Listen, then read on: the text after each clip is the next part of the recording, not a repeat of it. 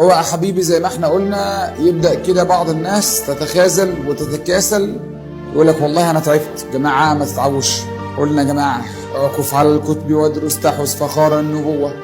الله قال ليحيى خذ الكتاب بقوة. وانت جاي تطلب العلم استمر على هذه القوة يا جماعة، ما تيأس. يعني اوعى بسهولة كده يعني تحس ان الموضوع زاد عليك.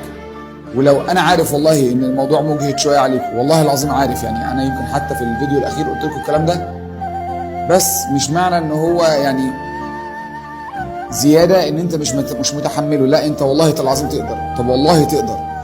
ولو ربنا سبحانه وتعالى شايف انك ما تقدرش كان عمره ما حملهولك. ربنا سبحانه وتعالى بيقول لك لا يكلف الله نفسا الا وسعها. هو ربنا سبحانه وتعالى لما عمل عليك التكليف، هذا التكليف وسعك، انت في مقدرتك انك تعمله. بس للأسف بتبقى أصعب حاجة إنك أنت نفسك ما تبقاش عارف قدراتك. ولذلك دور في نفسك، جوه نفسك هتلاقي ميزتك. ماشي يا عم الحاج؟ دور بقى ولاقي ميزتك.